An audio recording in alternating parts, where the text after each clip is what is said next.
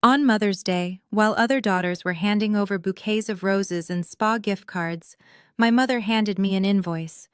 It was a thick red envelope placed precisely on my dinner plate. Inside was a 12-page spreadsheet totaling exactly $257,450.22. She leaned into the microphone and announced to the entire room of 50 relatives that this was the cost of raising a failure. She demanded repayment. I did not cry. I did not scream. I simply looked at the cents column. 22 cents. That specific number triggered a memory I had buried for 14 years. I took a photo of the bill and sent it to the family group chat. By the next morning, 49 relatives had blocked her. The 50th person was my grandmother, and what she did was far worse than blocking. Before I tell you how a single decimal point destroyed my mother's reputation, let me know where you are watching from in the comments below. Hit like and subscribe if you have ever had to stand up to a family member who underestimated your worth. The Obsidian is the kind of restaurant where they charge you $5 just to breathe the air conditioning. It is all crystal chandeliers, velvet curtains, and waiters who whisper instead of talk. This was the stage my mother Bernice had chosen for her grand performance. It was the annual Mother's Day brunch, an event she treated with more gravity than a presidential inauguration. There were 50 people crammed into the private VIP room. They were mostly members of the church board, distant cousins we only saw at funerals, and a few of her social climbing friends she was desperate to impress. I sat at the far end of the table, squeezed between a decorative fern and a waiter station. This was standard procedure. In the geography of my family, I was always placed on the outskirts. Across the room, sitting at the head of the table like royalty, was my younger sister Tanisha and her husband Kyle. Tanisha was draped in a sequined dress that caught every flicker of light, laughing loudly at jokes that were not funny. Kyle, the man who had never held a job for longer than 6 months, was swirling a glass of vintage champagne that I knew he could not afford. They were the golden couple. The success story. I was Jasmine, the 32-year-old risk auditor who lived in a rented apartment and drove a sedan. Or at least, that is what I let them believe. My profession is finding things people want to hide. I analyze financial risks for Fortune 500 companies. I track down embezzlers. I find the rot inside corporate structures. But to my mother, I was just the daughter who was too practical, too boring, and decidedly ungrateful. Bernice tapped her spoon against her glass. The sharp ring silenced the room. She stood up, smoothing down her silk dress. She loved this moment. She loved the attention. She began her speech, her voice trembling with practiced emotion. She spoke about the sacrifices of motherhood. She spoke about the long nights, the stretched budgets, the endless giving. She pointed to Tanisha and smiled, tears glistening in her eyes. She said Tanisha was the reward for her labor, a daughter who understood the value of family and image. Then her gaze shifted to me. The warmth evaporated from her face instantly. It was like watching a door slam shut. She gestured for me to come to the front of the room. My stomach tightened, but I pushed back my chair and walked toward her. My heels clicked against the marble floor, the only sound in the silent room. When I reached her, she did not hug me. Instead, she reached into her designer bag and pulled out the red envelope. It was heavy. She shoved it into my hands. She spoke into the microphone, her voice amplified so that even the kitchen staff could hear. She said that since she was looking to retire soon, she needed to settle her accounts. She said that while Tanisha had married well and gifted her a Mercedes, I had provided nothing but burden. She said it was time for me to reimburse the family for the investment that yielded no return. The room gasped. I opened the envelope. My hands did not shake. I pulled out the papers. It was an Excel spreadsheet. It was meticulous. It was insane. Line 1 diaper cost $19.92. Line 2 formula. Line 5 orthodontic braces $19.98. It went on and on. She had listed the cost of public school lunches, even though I knew for a fact I qualified for free lunch programs. She had listed the gas money she spent driving me to the library. She had charged interest.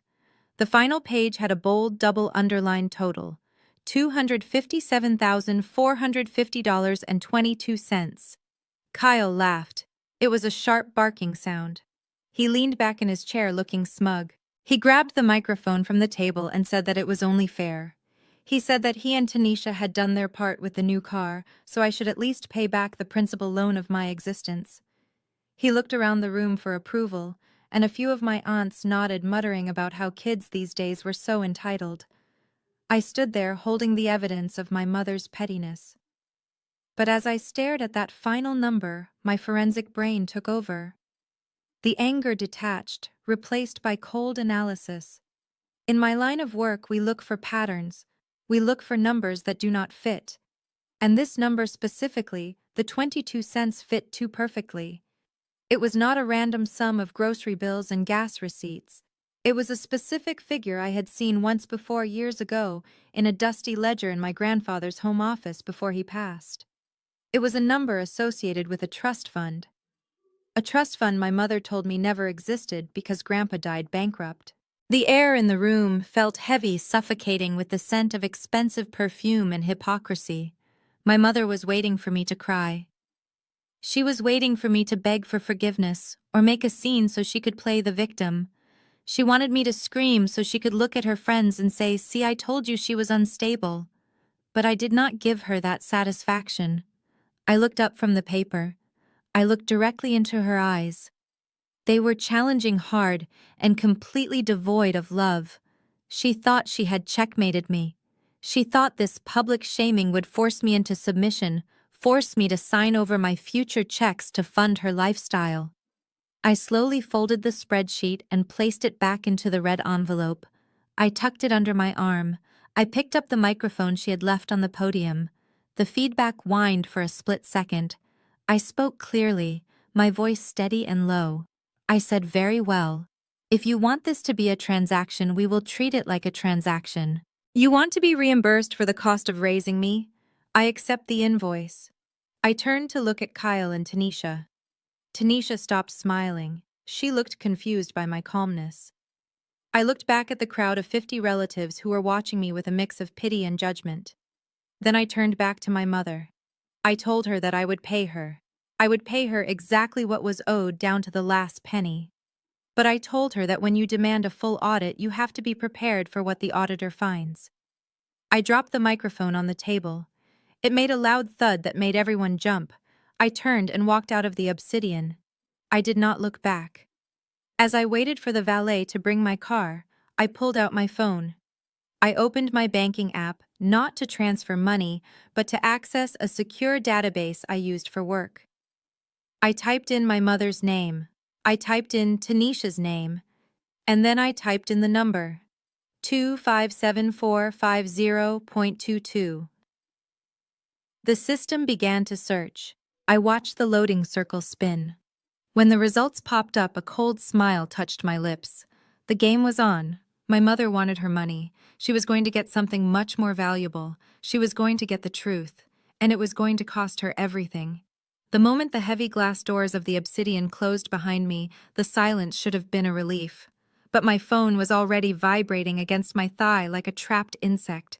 It started with a single buzz, then a double, and within seconds it was a continuous, angry hum. I did not look at it immediately. I handed my valet ticket to the attendant, keeping my face perfectly neutral. Inside, my heart was hammering a rhythm against my ribs that felt dangerous, but outside I was stone. I finally pulled the phone from my purse as I waited for my sedan. The screen was lit up with notifications. Facebook, Instagram, WhatsApp. The family group chat titled Harris Family Love was exploding. My mother, the consummate performer, had not just announced my debt to the room, she had live-streamed it. I saw the thumbnail of the video on my timeline. It showed her wiping a tear from her cheek while holding the invoice, looking like a martyr in designer silk. The caption read, "When you give your life to a child and they repay you with coldness, prayers needed for my broken heart." The comments were already rolling in, mostly from relatives who had not spoken to me in a decade but felt entitled to an opinion now. Aunt Sheila, who borrowed $500 from me 3 years ago and never paid it back, wrote, "I always knew Jasmine had a spirit of rebellion. You did your best, Bernice." Cousin Marcus, who was currently on probation, commented, "That is messed up. Family is family. Pay your mama Jazz." The messages were a tidal wave of guilt, religious manipulation, and unsolicited advice. I got into my car, a sensible 4-year-old Honda Accord. It was part of the camouflage. I tossed the phone onto the passenger seat, but it lit up again. This time it was a voice note from Kyle. I connected the phone to the car's Bluetooth and played it as I pulled out into traffic. Kyle's voice filled the cabin, slurring slightly, likely from the champagne I knew he could not afford. "Jasmine, look, you need to stop acting like a victim," he said. His tone was patronizing, the kind of voice a man uses when he thinks he is the smartest person in the room. "We know you are hoarding money. Mom is stressed. If you do not have the cash by Monday, I am talking to my lawyer friends. There are laws about elder neglect, Jasmine. Financial abandonment. We will sue you for emotional distress and garnish your wages. Do not make us do it. We just want what is fair." Elder neglect. My mother was 58 years old, played tennis 3 times a week, and drove a leased luxury car. But logic had no place in their narrative. They were building a case against me in the court of public opinion, and now apparently they were threatening actual court. I did not reply. I simply turned off the notifications, merging onto the highway.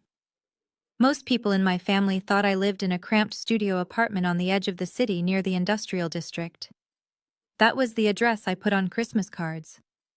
That was where I met them if they ever insisted on visiting, usually at a coffee shop nearby, so they never saw the inside. But I did not take the exit for the industrial district.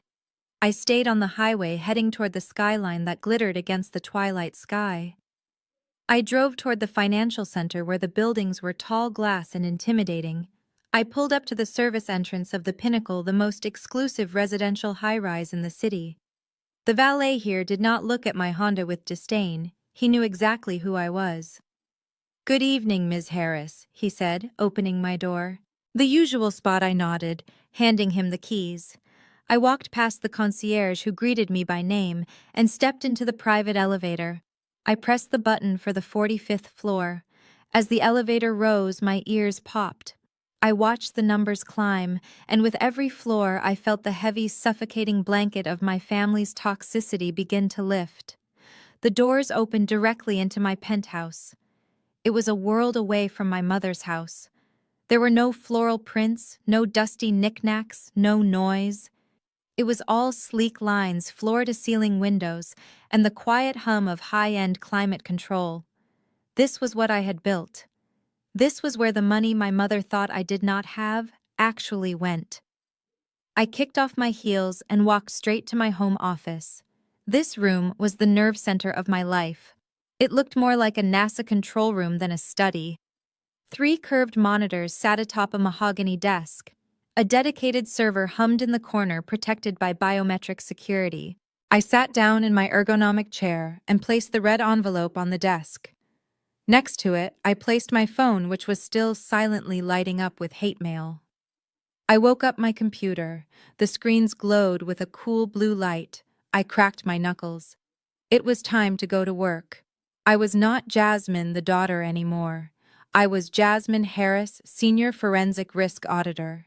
I opened my proprietary software, a program designed to scrape public records, credit bureaus, and hidden financial assets. It was the same tool I used to catch CEOs funneling millions into offshore accounts. I started with the basics. I typed in Bernice Harris, social security number, date of birth. The system processed for a few seconds before populating the first screen. I expected to see some debt. My mother always lived slightly above her means. But what I saw made me lean closer to the screen. The numbers were bleeding red. Her credit score was in the low 400s. The house I grew up in, the one she claimed was her castle, had 3 mortgages on it. The most recent one was a high-interest predatory loan taken out 6 months ago. She was 4 months behind on payments. Notice of default filed 2 weeks ago. Foreclosure proceedings were scheduled to begin in 10 days. I moved to Tanisha, the golden child, the successful influencer. Her profile was even worse. The business entity for her cosmetics line, Tanisha Glow, was listed as inactive by the state because she had failed to pay her taxes for 2 years. There were 5 pending lawsuits against her from customers claiming chemical burns. And the Mercedes she had gifted Mom. It was a lease under a shell company that Kyle had set up. The status read, repossession order active. They were hiding the car in a neighbor's garage. I saw the location data from the tracker the bank had activated. Then I pulled up Kyle, the entrepreneur, the man who threatened to sue me. His profile was a disaster zone of maxed-out credit cards and gambling debts. He had $50,000 in losses on a crypto exchange platform that had crashed last month. But the most interesting part was a notification from his employer's internal payroll system, which I could access, because his company used a vendor I audited last year. Kyle wasn't just broke. He was under internal investigation for misappropriating petty cash. He needed to pay it back by Monday morning, or they were going to call the police. I sat back in my chair, the glow of the monitors illuminating my face. The puzzle pieces clicked into place with a satisfying snap. The urgency, the public shaming, the invoice for $257,000. It wasn't about the past. It wasn't about teaching me a lesson or reimbursement for diaper money. They were drowning. The water was already over their heads and they needed a life raft. I was the life raft. They needed exactly $250,000 to stop the foreclosure on the house and keep Kyle out of prison. They didn't want my money to retire. They wanted my money to survive the hole they had dug for themselves. My phone lit up again. Another text from my mother. It read, "I am praying for your soul, Jasmine. Please do the right thing before it is too late. God watches everything." I looked at the foreclosure notice on my screen. I looked at Kyle's criminal investigation file. I looked at Tanisha's lawsuits. My mother was right about one thing. Someone was watching. But it wasn't God. It was me. And I had the receipts. I reached for the red envelope and pulled out the spreadsheet again. I looked at the total. $257,000. I realized then that I wasn't just looking at a bill. I was looking at a confession. They had projected their desperation onto me, hoping I would be too shamed, too weak, or too stupid to ask questions. They thought they were shearing a sheep. They did not realize they had just walked into a cage with a wolf. I picked up my phone and dialed a number I had not called in years. It rang twice. "Hello?" A crisp, elderly voice answered. It was the head nurse at the Golden Horizon nursing home. "This is Jasmine Harris," I said, my voice steady. "I need to schedule a visitation for tomorrow morning. I need to see my grandmother, Vivian." There was a pause on the line. "Oh, honey," the nurse said, her voice dropping to a whisper. "We have been waiting for you to call. Your grandmother saw the live stream. She has been wheeling herself up and down the hallway demanding to see her attorney. She says she remembers where the ledger is." I smiled. It was a cold, sharp smile that didn't reach my eyes. "Tell her to get a good night's sleep," I said. "We have a lot of work to do." I hung up the phone and looked out the window at the city lights below. My family wanted a war. They wanted to drag me through the mud. They had no idea that I owned the mud. I turned back to my screens. I wasn't done yet. I needed to print everything. Monday was going to be a very interesting day. My apartment was silent except for the low hum of the server cooling fans. On the screen, the digital lives of my family were being dismantled bite by bite. I took a sip of black coffee and cracked my knuckles. It was time to look behind the curtain of Tanisha's perfect life. My sister had built her entire brand on being a self-made beauty mogul. Her Instagram bio boasted CEO of Tanisha Glow and listed her as a Forbes 30 Under 30 nominee, a nomination I knew she had paid a PR firm to fabricate. I pulled up the corporate filings for Tanisha Glow, LLC. The first red flag was the registered agent address. It was not a sleek office in the fashion district. It was a mailbox inside a shipping store next to a laundromat. I drilled deeper into the financials. The company bank account had a balance of $400.12. For a business that claimed to be shipping thousands of units a week, the cash flow was non-existent.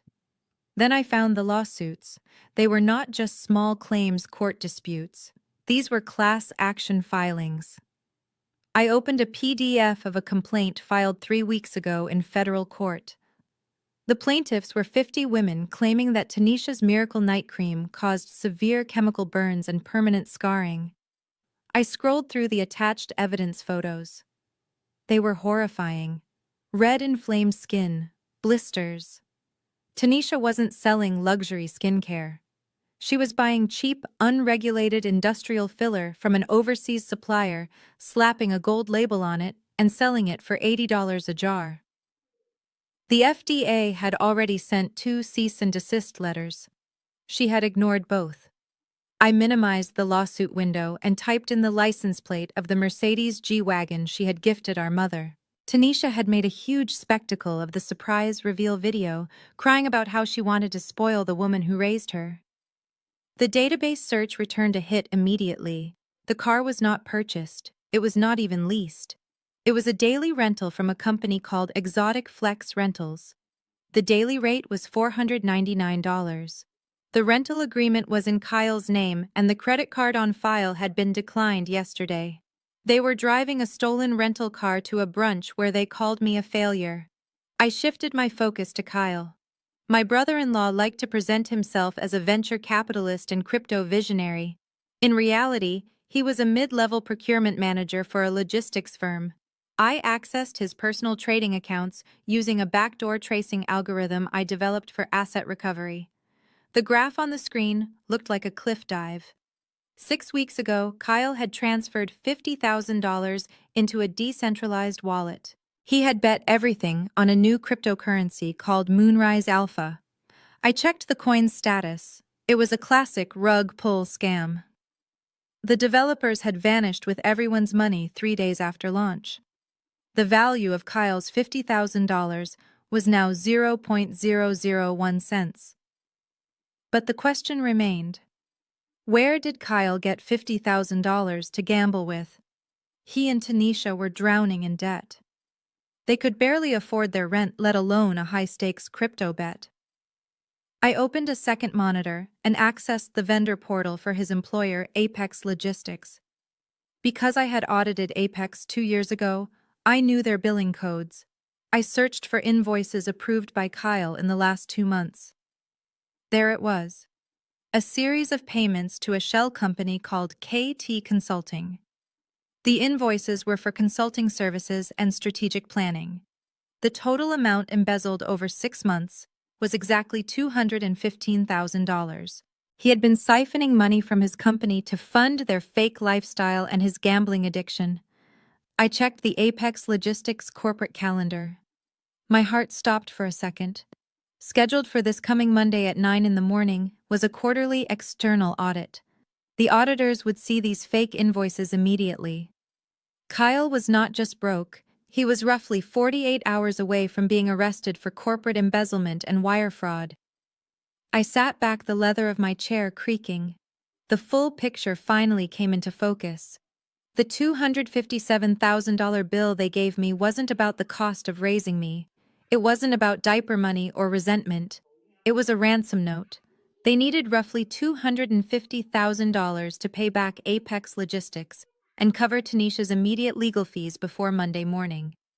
If they didn't get the money, Kyle would go to prison and Tanisha would be exposed as a fraud. They were willing to destroy my financial future, publicly shame me, and guilt-trip me into bankruptcy just to cover up their crimes. They viewed me as nothing more than an insurance policy they could cash in. The cruelty was functional. It was a calculated, desperate attempt to survive. Just as I was about to print the evidence, the landline on my desk rang. I stared at it. Nobody had that number except for emergencies. It was nearly midnight. I picked up the receiver. "Hello, Ms. Harris." The voice was soft but urgent. It was the night shift head nurse at Golden Horizon. "This is Nurse Betty. I am so sorry to call so late, but your grandmother, Miss Vivian, is insisting we call you. She is very agitated. Is she okay? Is it her heart? I asked, already reaching for my car keys. No, she is physically fine, the nurse said. But she saw the video of your mother. She has been awake for hours. She told me to tell you that she remembers. Remembers what I asked, freezing with my hand on the doorknob. The nurse paused and I could hear rustling in the background. She says she remembers where the ledger is. She said to tell you that the numbers in the wall are the key. Does that mean anything to you? A chill went down my spine. The numbers in the wall. It was something my grandfather used to say when he taught me how to hide valuables. I realized then that my grandmother wasn't just a sweet old lady in a nursing home. She was the keeper of the family's true history. Tell her I am coming, I said. Tell her I will be there in 20 minutes. And Betty, do not let my mother or anyone else in to see her. I hung up the phone. I grabbed a flash drive and downloaded every file I had just found on Tanisha and Kyle. I put the red envelope with the Mother's Day bill into my bag. The digital evidence was damning, but to truly bury them, I needed the physical proof from the past. I needed the ledger. I walked out of my penthouse and into the night. The hunter had become the hunted, but they didn't know I was bringing an army. And that army was an 80-year-old woman in a wheelchair who had just decided to go to war. Golden Horizon looked less like a nursing home and more like a resort for people who had simply grown tired of the world. The driveway was lined with manicured cypress trees, and the lobby smelled of fresh lavender and expensive floor wax. It was quiet, the kind of heavy, expensive silence that money buys. I walked past the front desk, flashing my ID to the night nurse who had called me. She nodded solemnly and buzzed me through the secure double doors. My heels sank into the plush carpet as I walked down the dim hallway to room 304. My heart was pounding, not from fear, but from a strange sense of anticipation. I had not seen my grandmother Vivian in 6 months. My mother Bernice had made it very difficult. She controlled the visitation list, claiming that Grandma was too frail, too confused, or too tired to see visitors. I had believed her. That was my mistake. I had believed a woman who viewed truth as a suggestion rather than a rule. I pushed open the heavy oak door. The room was illuminated only by the soft glow of a reading lamp. Sitting by the window in her motorized wheelchair was Grandma V. She was not sleeping. She was not confused. She was sitting upright, dressed in a silk robe, staring out at the city lights with the posture of a queen in exile. When she heard the door close, she turned her chair around. Her eyes, sharp and clear, locked onto mine. There was no dementia in that gaze. There was only fury and focus. "Come here, child," she said. Her voice was not weak. It had the same steel backbone I remembered from my childhood. I walked over and knelt beside her chair. She took my face in her hands. Her skin was paper thin, but her grip was strong. "I saw what she did to you," Grandma whispered. One of the aides showed me the video on her phone. "Bernice, my own daughter. She stood there in her fancy dress and tried to sell you to the wolves." "I am okay, Grandma," I said, trying to soothe her. "I have it handled." "No, you do not have it handled," she snapped, cutting me off. "You are playing defense. I need you to play offense." She let go of my face and reached into the pocket of her robe. She pulled out a small, old-fashioned key on a brass chain. "She told you your grandfather died bankrupt, didn't she?" she asked. I nodded. Mom said the business had failed in the last few years. She said there was nothing left but debt. That is why I had to take out student loans. That is why I worked 2 jobs through college. Grandma V let out a short, bitter laugh. "Your grandfather was many things, Jasmine, but he was not a fool, and he certainly was not poor. He knew Bernice. He knew she had a hole in her soul that no amount of money could fill. She always wanted more.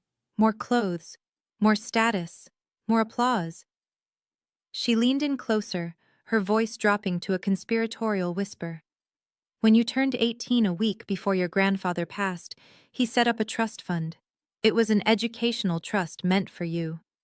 He deposited the profits from the sale of his commercial warehouse properties into it.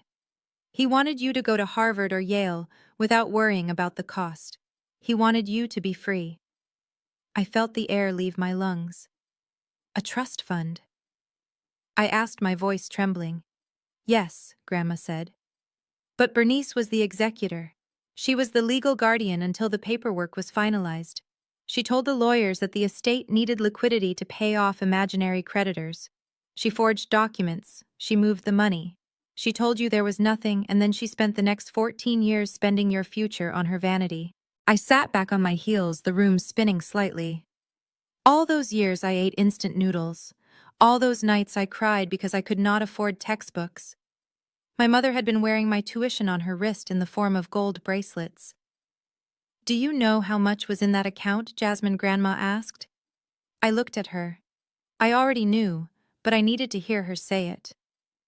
$257,450.22, she said. Every penny. The number hung in the air between us. It was the exact amount on the invoice. My mother's subconscious guilt had tracked the theft down to the decimal point. She had projected her own crime onto me, demanding I pay back the exact sum she had stolen. It was twisted. It was pathological. "I have the digital trail, Grandma," I said, my voice hardening. "I found it tonight. I can prove the money moved." "Digital is good," Grandma said, shaking her head. "But digital can be argued. They will say it was a loan. They will say it was for family expenses. They will say the computer made a mistake. If you want to bury them, Jasmine, if you want to make sure they never climb out of the hole they dug, you need the original ledger. The ledger I asked. Your grandfather kept a handwritten record of everything she explained, every deposit, every intent, and most importantly, he wrote a letter. A letter to you explaining the trust, dated and signed 2 days before he died. Bernice thinks she destroyed it. She thinks she burned everything." "Where is it?" I asked. Grandma smiled, and for the first time she looked like the mischievous woman who used to sneak me candy before dinner.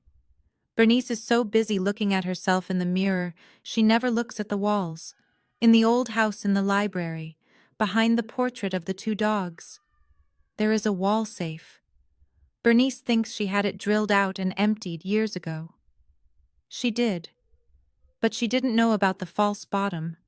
I stared at her. "A false bottom." "Your grandfather didn't trust banks, and by the end he didn't trust his daughter," Grandma said. "The letter and the original bank certificates are under the felt lining of the safe. You need to go there. You need to get them." "But the house is full of them," I said. "Kyle and Tanisha are practically living there now. Bernice never leaves."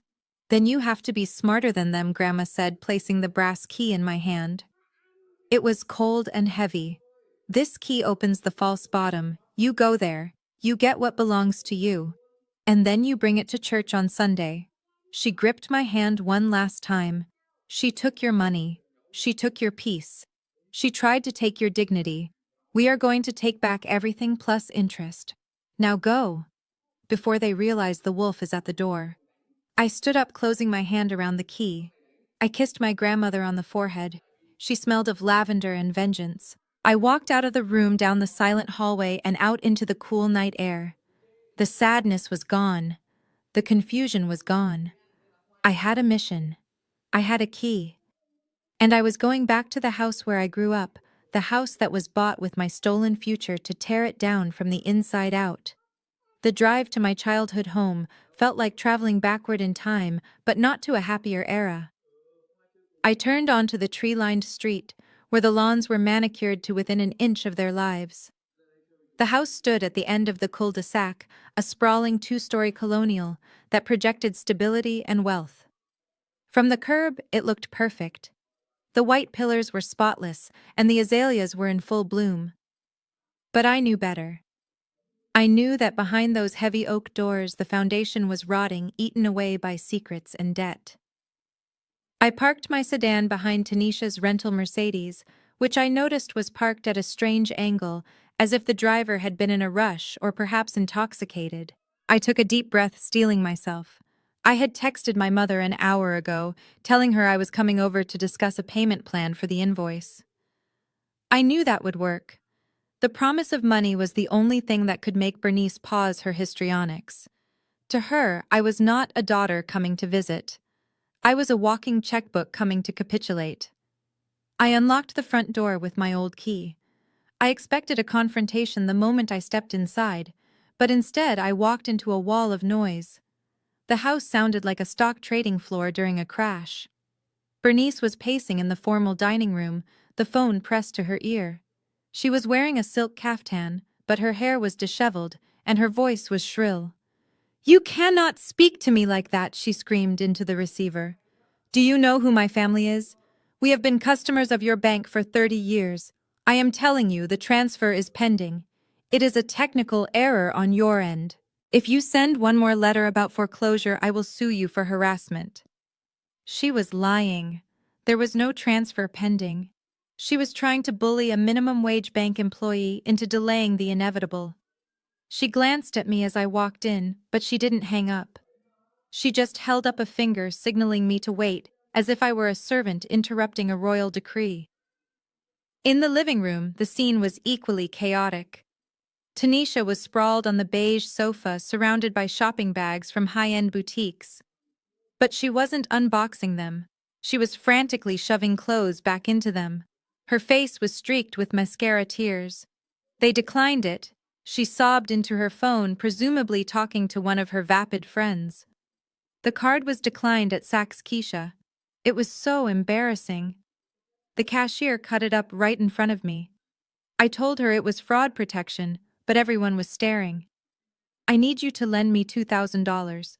Just until Tuesday." She didn't even look up when I walked past the archway. They were both so consumed by their own financial implosion that I was invisible. It was perfect. I didn't have to make small talk.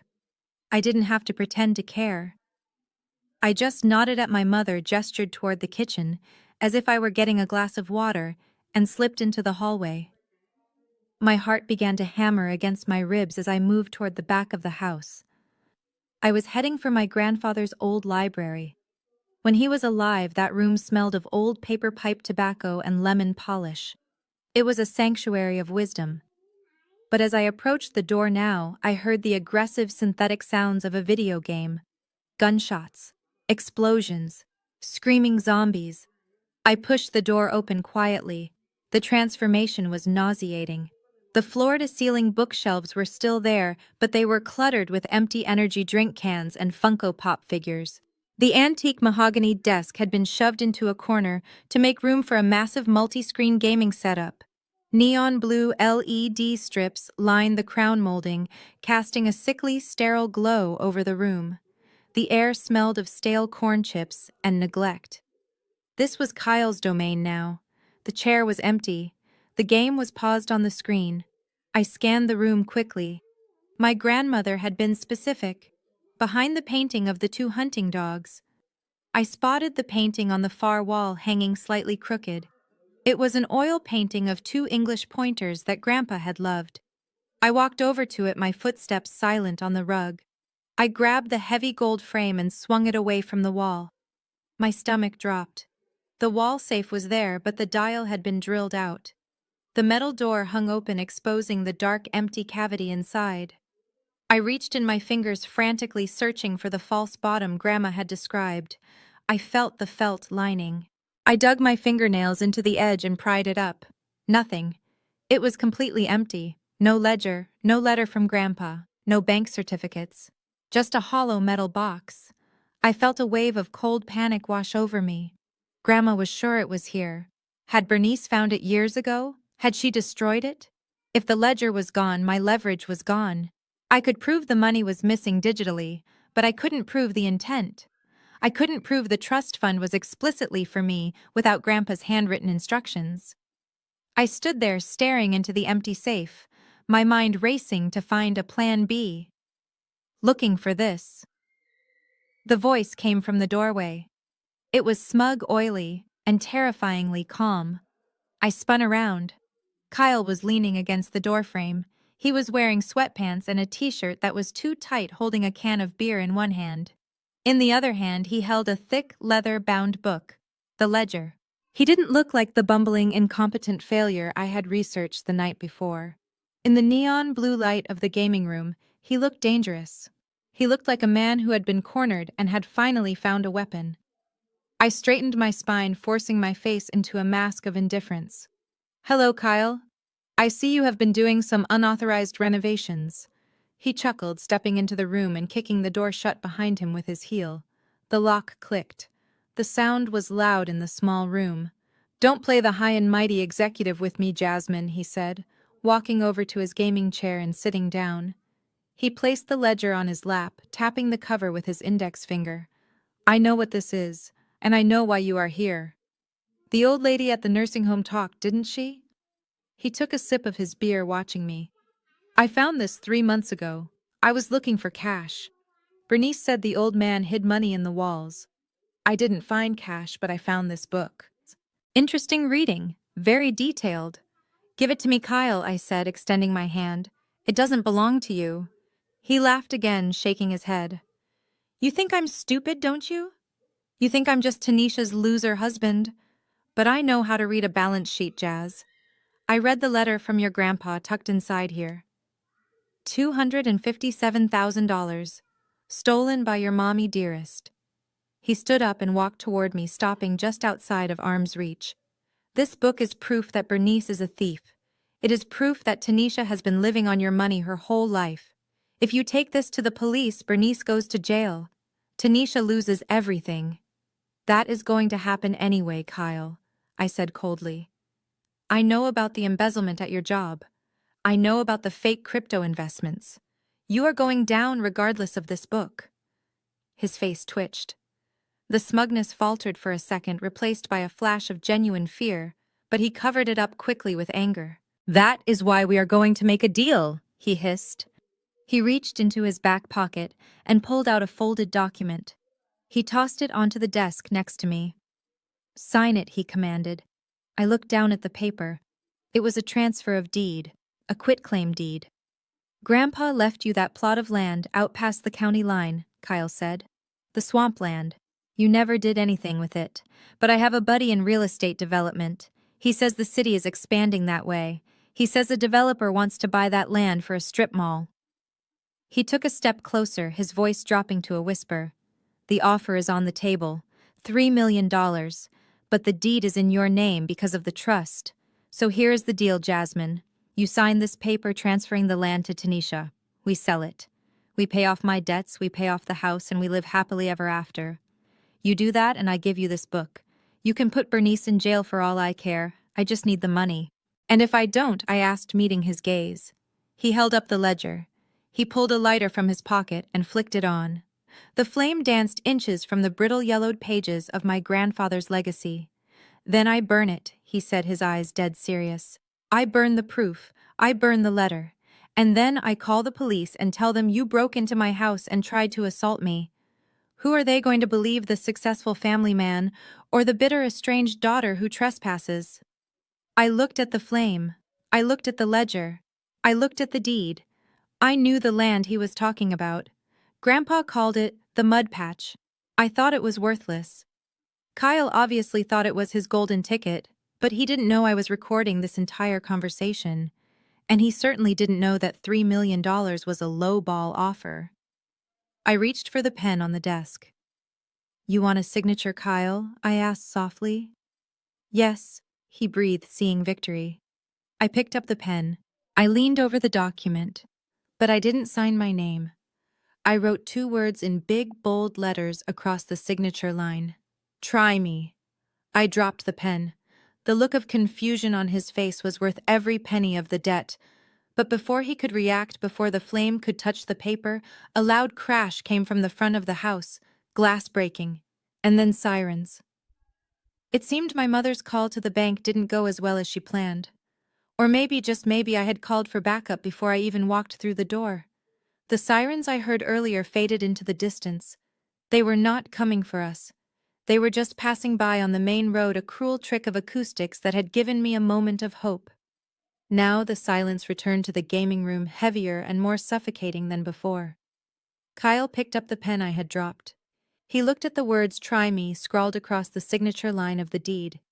His face flushed a dark, angry red. "You think this is a joke, Jasmine?" He spat, stepping closer. "You think because you have a fancy job in the city you are untouchable. But you are in my house now, and you are not leaving until you sign this properly." He grabbed my arm. His grip was bruising. I didn't struggle. I didn't scream. In my line of work, panic is the enemy. I let him drag me out of the library and into the living room where Tanisha was still sitting amidst her pile of returned designer clothes. "What is going on?" Tanisha asked, looking up from her phone. Her mascara was smeared, giving her the look of a tragic raccoon. "Why are you shouting? Your sister is refusing to help us," Kyle announced, shoving me toward the center of the room like a prisoner of war. "I found a buyer for the swamp land. $3 million, Tanisha. 3 million. Enough to pay off your lawsuits, clear my debts, and save this house. And she won't sign the paper." Tanisha's eyes went wide. The tears instantly vanished. 3 million! She repeated the number, rolling off her tongue like honey. She stood up and walked over to me. "Jasmine, is that true? You are sitting on $3 million and you are letting Mom get foreclosed on." I smoothed out my blazer, looking at them with disgust. "It is not about the money, Tanisha. It is about the fact that Kyle is blackmailing me with evidence of Mom's crimes. He is holding Grandpa's ledger hostage." Tanisha waved her hand dismissively. "Who cares about some old book? Jasmine, Mom did what she had to do to survive. You always want to live in the past. We have a crisis right now. Just sign the paper. Why are you being so selfish?" Selfish. That was the trigger word in this house. If I kept my own money, I was selfish. If I didn't let them abuse me, I was selfish. Just then, the kitchen door swung open. Bernice marched in. She looked even more frazzled than before. The bank had clearly not given her the answer she wanted. She saw the three of us standing in a triangle of tension. She saw the quitclaim deed in Kyle's hand.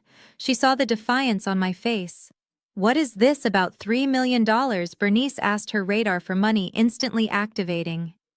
Kyle explained the deal quickly, painting himself as the hero who had found a solution, and me as the villain standing in the way of the family's salvation. He didn't mention he was going to burn the ledger. He just said I was being difficult. Bernice turned to me. She didn't ask for my side of the story. She didn't ask if I was okay. She crossed her arms and let out a long, disappointed sigh. "Jasmine, sign the paper," she said. It was a command, not a request. "Mom, Kyle is threatening me," I said, testing her one last time. "He admits he embezzled money. He admits he stole the ledger." "I don't care," Bernice snapped. Her voice was sharp enough to cut glass. "I really don't care, Jasmine. Look at this house. Look at your sister. We are on the brink of losing everything. That land has been sitting there for 14 years, growing nothing but weeds. If selling it can save my reputation and your sister's future, then you will sell it. It is the least you can do after all the grief you have caused us today with that stunt at the restaurant." I stared at her. The woman who gave birth to me. She was willing to overlook extortion, theft, and abuse just to keep her leased luxury car and her country club membership. "You want me to sell Grandpa's legacy for $3 million? I asked slowly. "It is a fair price." Kyle interjected quickly. Too quickly. And that was when my brain, the brain of a forensic auditor, finally made the connection. Kyle had said a developer wanted to build a strip mall, but $3 million for a strip mall location in that specific county was unheard of. The land was marshy, the zoning was agricultural, unless the zoning had changed. I remembered a briefing I had read 2 weeks ago about a massive infrastructure project called the Azure Corridor. The state was planning to build a high-speed transit hub connecting the tech district to the suburbs. They needed land. Lots of it.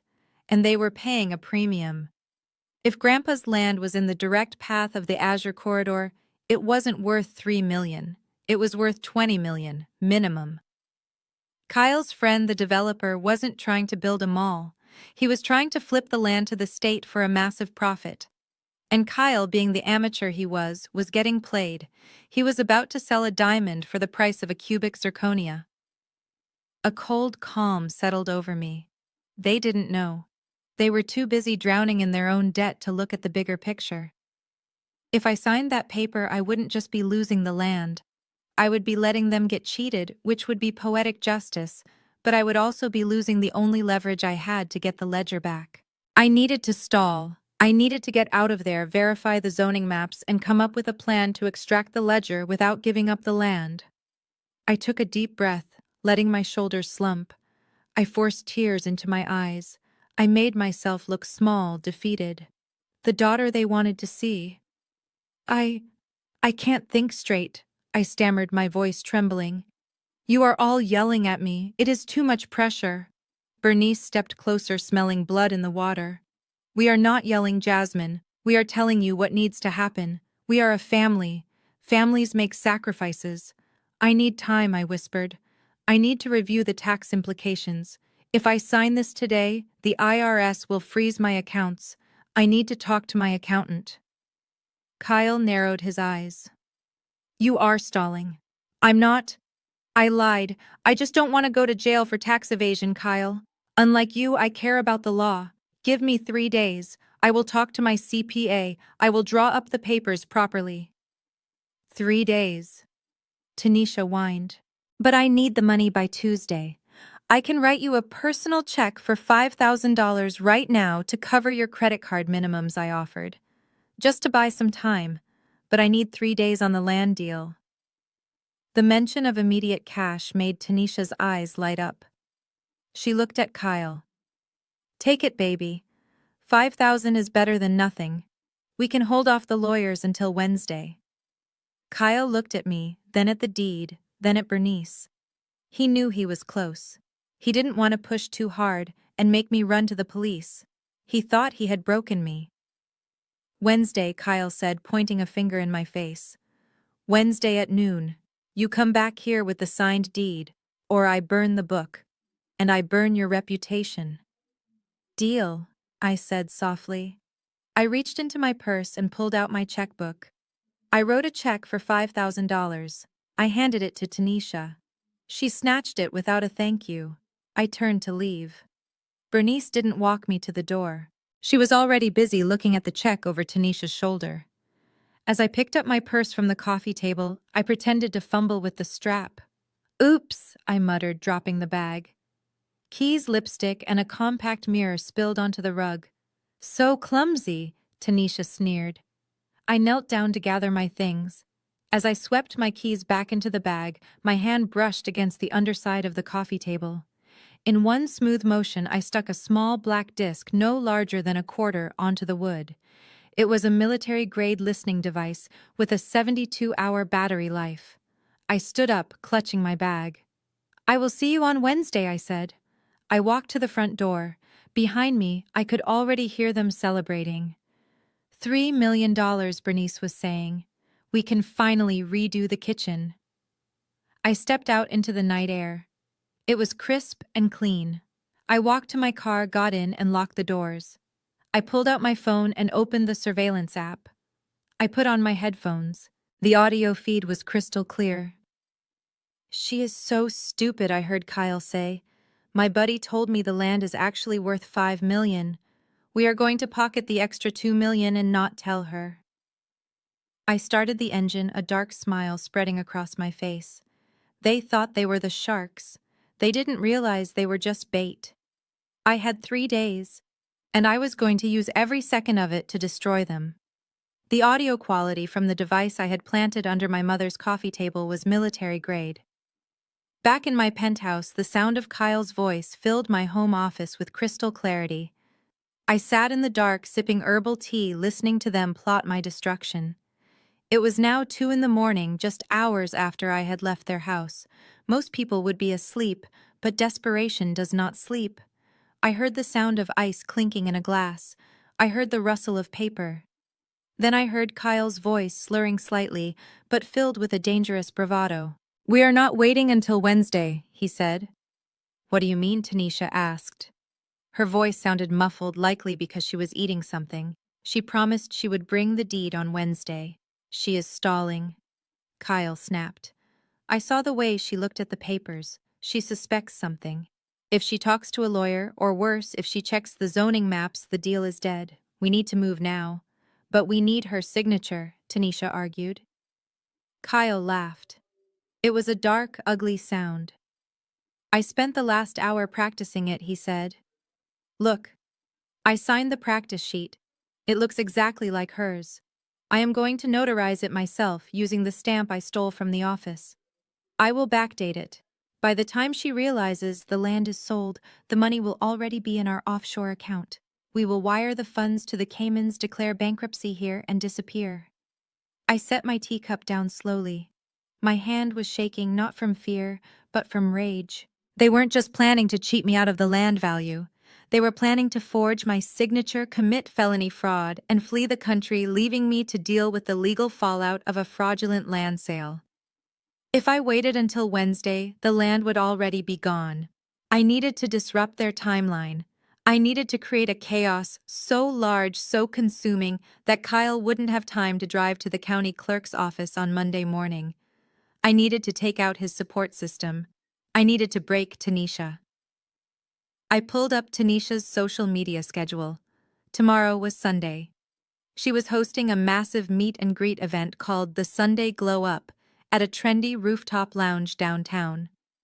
It was the official launch party for her new Summer Radiance line, the very same line that was currently burning people's faces off. She had promised gift bags, free makeovers, and a live Q&A session. She was expecting 300 fans. Perfect. I did not go to sleep. I spent the next 4 hours designing a flyer. It had to look professional. It had to look official. On the front, I put a high-resolution photo of Tanisha's face next to a photo of a chemical burn victim from the lawsuit filing. The headline read, "Warning: the toxic truth about Tanisha Glow." On the back, I listed the FDA case number, the chemical composition analysis of her cream, showing high levels of mercury and hydroquinone, and the contact information for the class action lawsuit attorney. I sent the design to a 24-hour print shop that specialized in rush orders. Then I went to a temp agency website and hired 4 brand ambassadors for a Sunday morning gig. Their instructions were simple. Wear black t-shirts that said "Truth Squad," stand outside the entrance of the rooftop lounge, and hand a flyer to every single person waiting in line. Sunday morning arrived with bright sunshine, the kind of day that looks great on Instagram. I parked my car across the street from the venue, watching through binoculars. The line wrapped around the block. These were young women, mostly teenagers and college students, who looked up to my sister. They were clutching their purses, excited to meet the woman who claimed to have it all. It made me sick to see how easily they were being manipulated. At 10 in the morning, my team arrived. They were efficient. They started at the back of the line and worked their way forward. I watched as the girls took the flyers. I saw the confusion on their faces, then the shock, then the horror. They pulled out their phones. They started Googling the case numbers listed on the flyer. The energy in the line shifted instantly. The excited chatter died down, replaced by angry whispers. Girls were taking pictures of the flyers and posting them online. The hashtag #TanishaGlowToxic started trending locally within 15 minutes. Inside the venue, Tanisha had no idea. I pulled up her live stream on my iPad.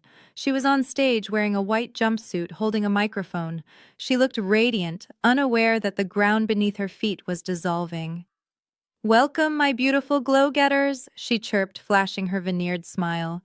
"I am so excited to share my secrets with you. Beauty is pain, but it is worth it." A girl in the front row, who had managed to bring a flyer inside, stood up. She interrupted Tanisha mid-sentence. "Is that why your cream burns our skin?" the girl shouted. "Because it has mercury in it." Tanisha froze. Her smile faltered. "Excuse me," she said, her voice dropping an octave. "We don't allow haters in here. Security." But the girl didn't sit down. She threw the flyer onto the stage. It landed at Tanisha's feet. Then another girl stood up. And another. "You are being sued for poisoning people," someone yelled from the back. "I want a refund."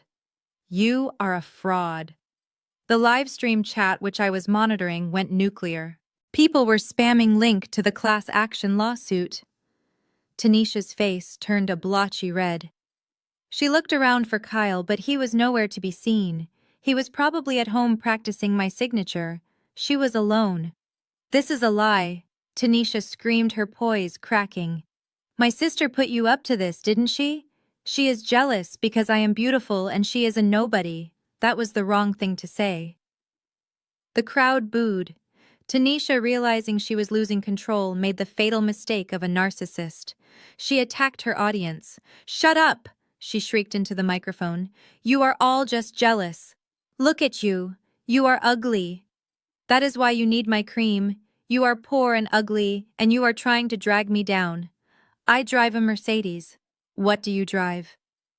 The room went silent for a split second, and then the phones came out. Hundreds of them, flashbulbs popping. They were recording the real Tanisha. The mask had fallen off, and underneath was a mean, insecure bully. On the screen, I watched her unravel. She threw the microphone at the DJ booth. She kicked over a display table of her products. Glass jars shattered everywhere. She was screaming profanities, calling her fans losers and peasants. The live stream cut off abruptly as someone on her team finally had the sense to kill the feed. But it was too late. The clips were already circulating on TikTok and Twitter. I refreshed the page. Tanisha's follower count was dropping by the thousands every time I blinked. Sponsors were already issuing statements distancing themselves. I sat back in my car seat, watching the crowd disperse. They were angry. They felt betrayed. Tanisha had not just lost her business, she had lost her shield. Without her public image, she was just a broke woman with a lot of debt and a husband who was about to go to jail. My phone buzzed. It was a text from Kyle. "What did you do?" I didn't reply. I simply started my car and drove away. One domino had fallen. Now Kyle was isolated. He was panicked. And a panicked man makes mistakes. He wouldn't be able to focus on forging my signature now. He would be too busy trying to stop his wife from burning down the rest of their life. I had bought myself some time, but the war wasn't over. It was just getting started, and I still had a date with a listening device and a plan to get that ledger back. Monday morning at Sovereign Risk Management was usually a study in controlled chaos. Phones rang with urgent cadence, analysts shouted across the trading floor, and millions of dollars moved through fiber optic cables every second. But inside my glass-walled office on the 40th floor, it was quiet. I was sipping my green tea, watching the fallout of Tanisha's Sunday disaster on my third monitor. Her brand stock, which was really just a valuation based on social sentiment, had flatlined. The class action lawsuit I had helped anonymously promote was trending on Twitter. I felt a small, cold sense of satisfaction, but I knew the beast would not go down without a fight. The beast in this case was my mother. At 10:15, my desk phone blinked. It was Sarah, the receptionist in the main lobby downstairs. Her voice was tight, bordering on panic. "Ms. Harris," she whispered, "there is a woman down here. She says she is your mother. She is demanding to see the managing partner. She is screaming, 'Jasmine, security is about to get involved.'" I sighed, setting my tea down. "Send her up, Sarah," I said calmly. "And tell Mr. Sterling I need him in conference room B.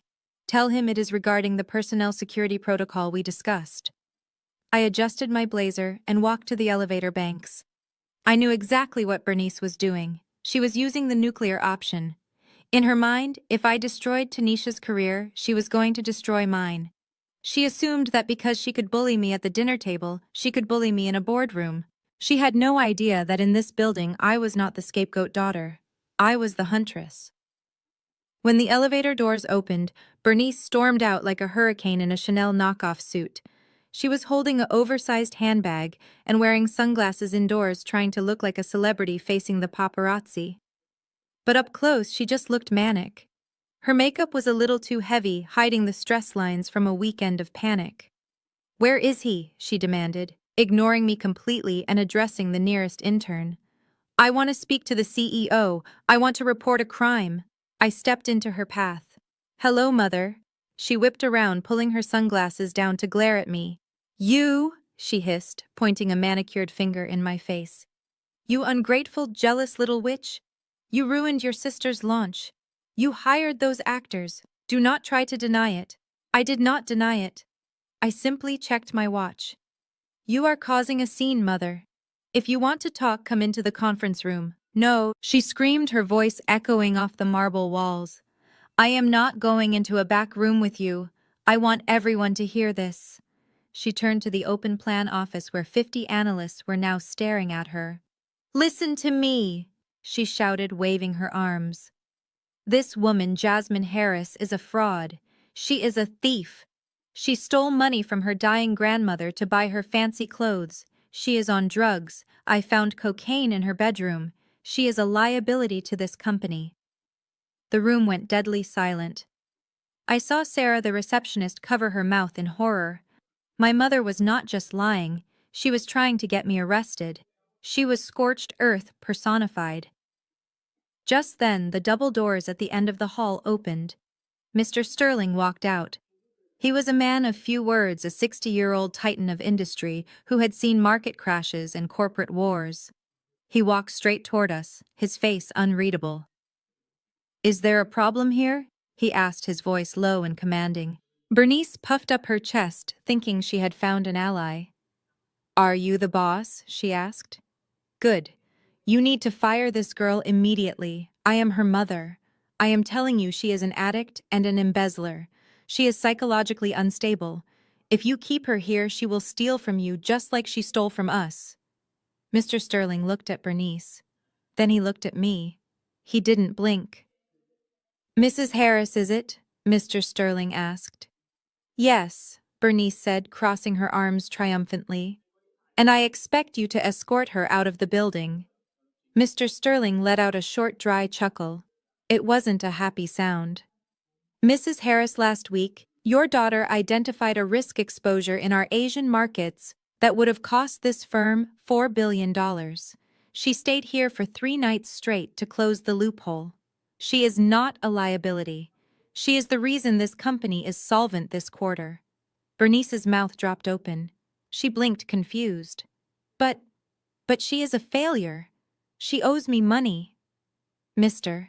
Sterling reached into his jacket pocket and pulled out a folded document. He handed it to Bernice. We have a zero-tolerance policy for harassment of our key employees, he said coolly. Jasmine warned us that you might attempt to leverage familial pressure to extort her. This is a preliminary restraining order, barring you from coming within 500 feet of this building or contacting Ms. Harris during business hours. Our legal team filed it this morning. Bernice stared at the paper in her hand as if it were a poisonous snake. Extort, she sputtered. I am her mother, security, Mr. Sterling said, nodding to the 2 guards who had quietly appeared behind her. Please show Mrs. Harris the exit, and ensure her photo is distributed to the front desk. She is banned from the premises. The guards stepped forward, each taking one of Bernice's arms. She tried to shake them off, her dignity crumbling instantly. Get your hands off me, she shrieked. Do you know who I am, Jasmine? Tell them to stop. I stood there, leaning against the glass wall, watching her struggle. I didn't say a word. I just looked at her with the same cold detachment she had shown me for 32 years. As they dragged her toward the elevators, she realized she had lost. And that is when the desperation turned to pure venom. She stopped struggling and locked eyes with me. Fine, she screamed, her voice cracking. You want to use the law? You want to hide behind your boss? Then let's see how you handle the family. The elevator doors pinged open. I am calling a family meeting, she yelled as they pushed her inside. This Sunday, at the church, the whole clan. I am going to cut you out of the family tree, Jasmine. I am going to disown you in front of the altar. You will have no name. You will be nothing. The doors slid shut, cutting off her voice. Silence returned to the office. The analysts went back to their screens, pretending they hadn't just witnessed a soap opera. Mr. Sterling turned to me. Are you all right, Jasmine? He asked. I smoothed the front of my blazer. I am better than all right, sir, I said. She just gave me exactly what I wanted. Mr. Sterling raised an eyebrow but didn't ask. He knew better than to question my methods. He just nodded and walked back to his office. I walked back to my desk and sat down. My hands were steady. My mother thought she was threatening me with that family meeting. She thought excommunication was her ultimate weapon. She didn't realize she had just set the stage for my final act. She was going to gather the entire extended family in one room. She was going to invite the pastor. She was going to invite the community leaders. She was going to create the biggest audience possible to witness my humiliation. Perfect. I pulled out my phone and opened the app connected to the listening device under the coffee table. I checked the battery life, 50%, still recording. I opened my calendar and marked Sunday with a red flag. Then I opened my email and drafted a message to my grandmother's lawyer. Subject: the Sunday service. Body: get everything ready. We are going to church. I hit send. My mother wanted a show. I was going to give her a performance she would never forget. The stage was set, the players were in motion, and I had the one thing Bernice never accounted for. I had the receipts. All of them. The law offices of Henderson and Associates were located in a brownstone building that smelled of old mahogany and expensive cologne. Mr. Henderson had been my grandfather's attorney for 40 years. He was the kind of lawyer who didn't advertise on billboards because his clients were the people who owned the billboards. He sat across from me, his silver eyebrows knitted together as he reviewed the mountain of evidence I had placed on his desk. "This is substantial, Jasmine," he said, his voice grave. He picked up the stack of papers on the left. "These are the bank statements from 14 years ago. We subpoenaed the archives directly from the bank's central storage." I looked at the documents.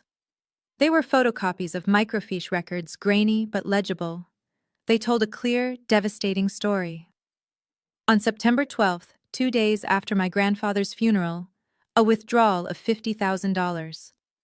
On September 15th, another $50,000.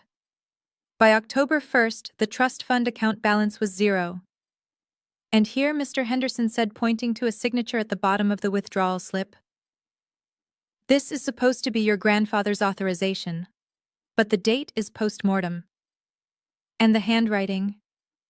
"It is my mother's," I said. "She tries to loop her L's like Grandpa did, but she presses too hard on the paper." Mr. Henderson nodded. "It is forgery. It is theft. And because she was acting as a fiduciary, it is a severe breach of trust. The statute of limitations is tricky with fraud, but since you were a minor and the theft was concealed, we have a very strong case to reopen the estate." He moved to the digital evidence. I played the audio recording from the device I had planted under the coffee table.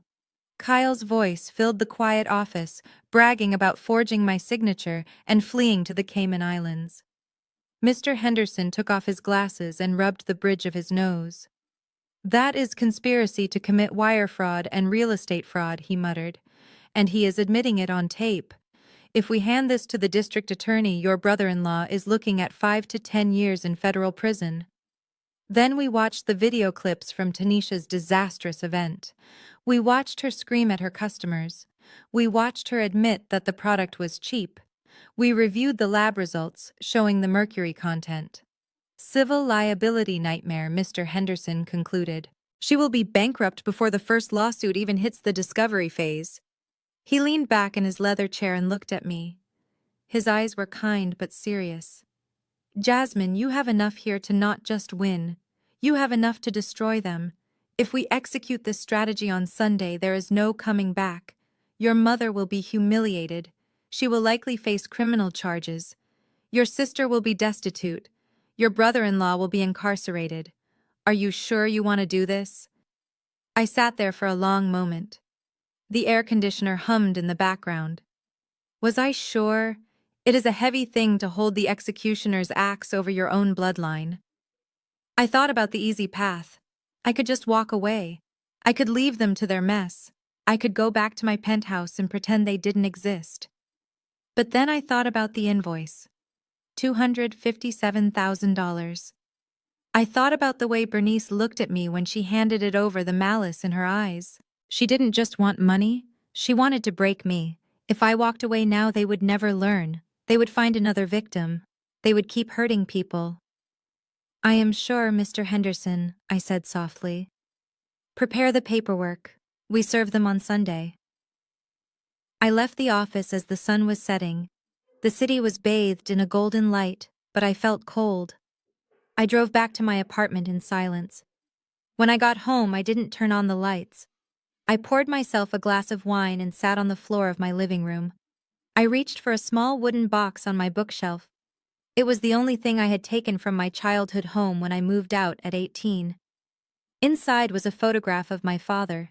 He was a quiet man, a gentle man. He worked at the post office for 30 years. He loved gardening, and he loved me, but he was weak. He let Bernice run over him. I remembered the nights he would sit in the kitchen, head in his hands, while Bernice screamed at him for not making enough money to buy her a new car. I remembered how he shrank smaller and smaller every year until he finally just faded away. He died of a heart attack when I was 20, but I knew the truth. Stress killed him. She killed him inch by inch with her demands and her ingratitude. I ran my thumb over his face in the photo. "I am sorry, Dad," I whispered. "I am sorry I couldn't save you. But I promise you she is not going to do to me what she did to you." A tear slid down my cheek. It was the first time I had cried since this whole nightmare started. It wasn't a tear of weakness. It was a release. I let myself feel the grief for 5 minutes. I let myself miss the father who used to sneak me chocolate bars when Mom put me on a diet. I let myself mourn the family I wished I had. Then I wiped my face. I put the photo back in the box. I stood up. The sadness was gone, replaced by a cold iron resolve. I picked up my phone. I opened the family group chat. It had been silent since Bernice's outburst at my office, but I knew they were all watching, waiting, terrified of what I would do next. I typed the message slowly, making sure every word was calculated to give them false hope. Message to Family Love Group Mother. You win. I am tired of fighting. I have liquidated some assets. I will have the money. I paused, watching the read receipts pop up. Bernice read it instantly. Tanisha read it. Kyle read it. I could almost hear their sighs of relief. I could imagine them high-fiving, thinking their intimidation tactics had worked. I continued typing. But I want to do this properly. Since you humiliated me in public, I want to clear my name in public. I will bring the check to church this Sunday. I want everyone there, the aunts, the uncles, the church elders. I want them to see that I am a good daughter who pays her debts. I hit send. The replies came in immediately. Bernice. Praise God, I knew you would come to your senses, Jasmine. We will be there. First pew. Don't be late. Kyle, smart move, Jas. Bring the deed too. Tanisha, finally. Wear something nice for once. I stared at the screen, a dark smile playing on my lips. They thought they were coming to a coronation. They thought they were coming to collect their winnings. They had no idea they were walking into an ambush. I turned off my phone.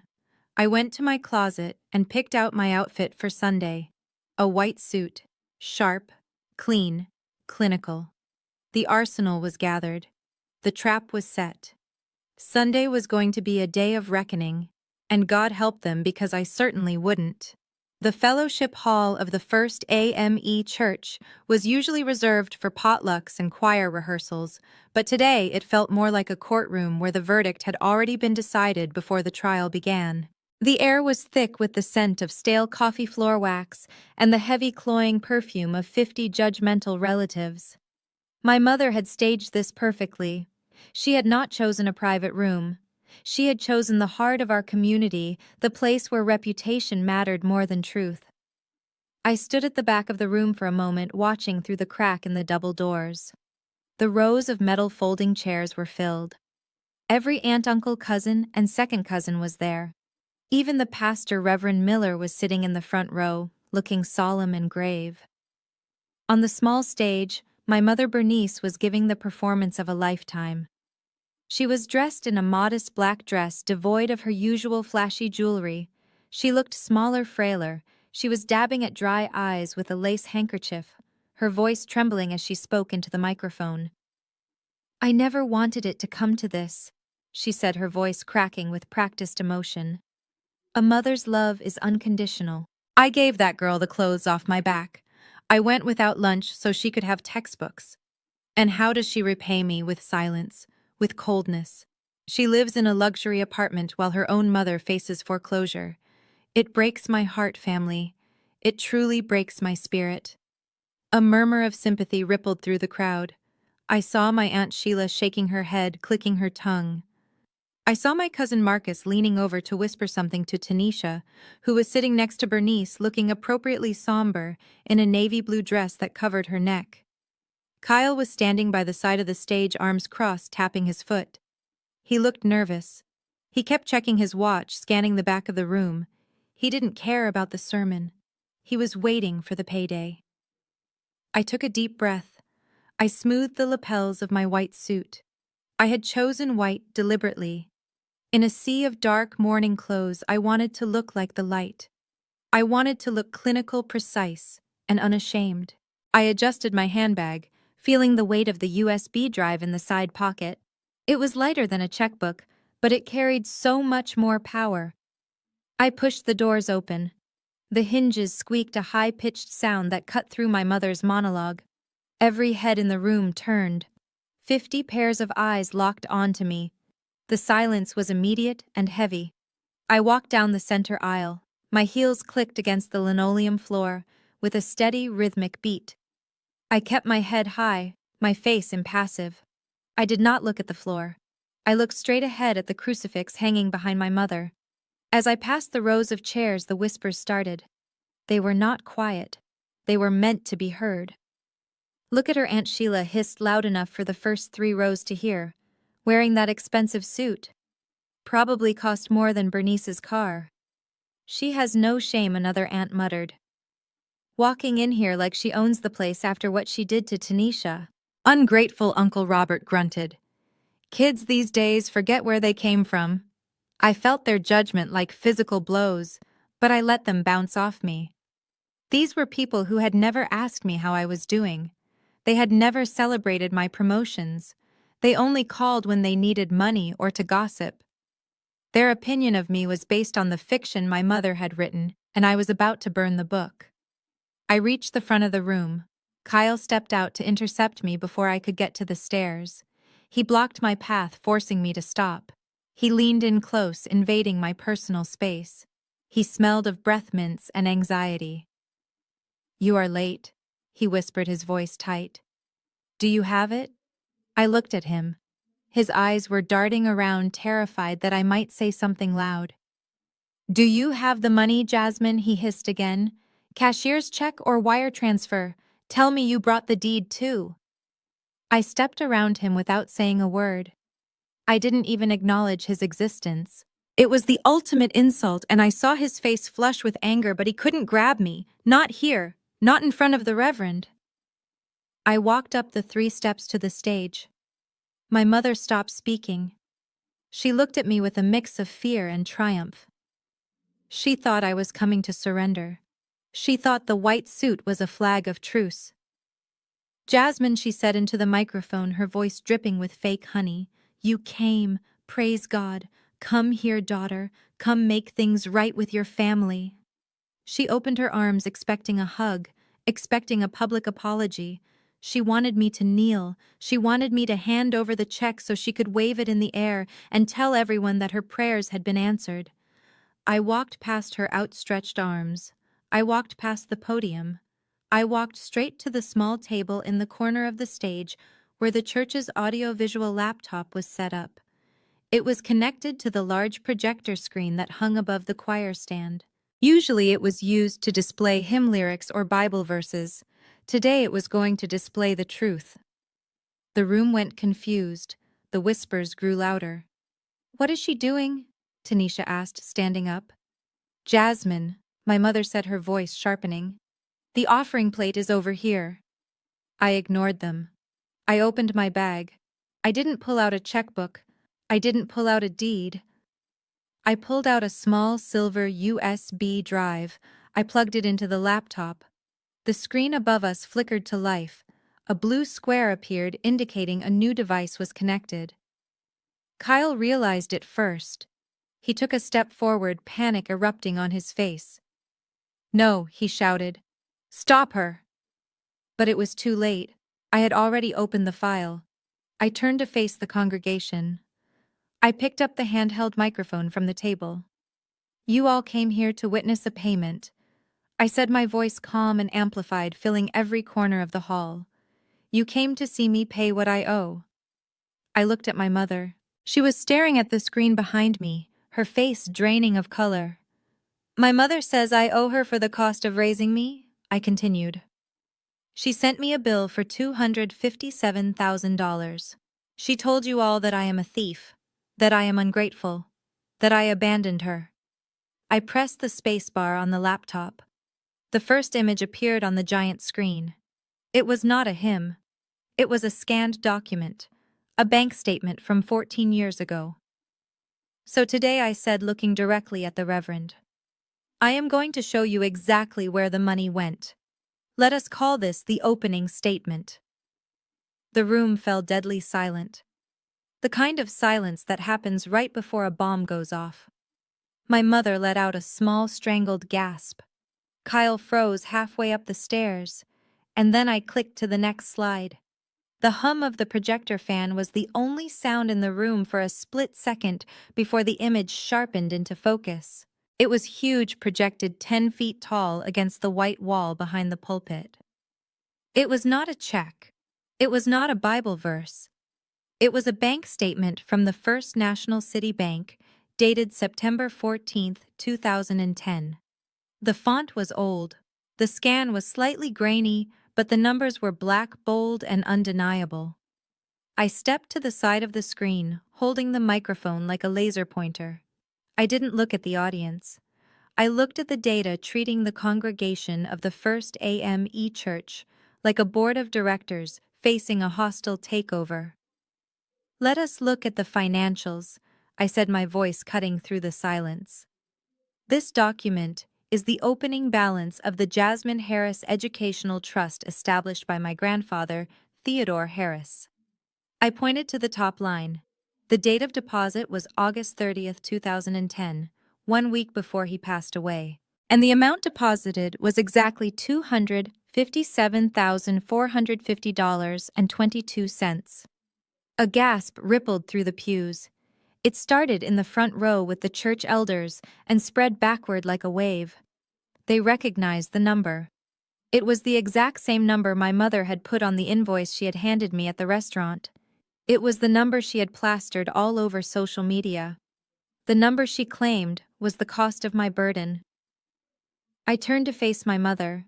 Bernice was sitting in her pew, her mouth slightly open, her eyes wide with a mixture of confusion and dawning horror. She looked like a deer staring down the headlights of a semi-truck.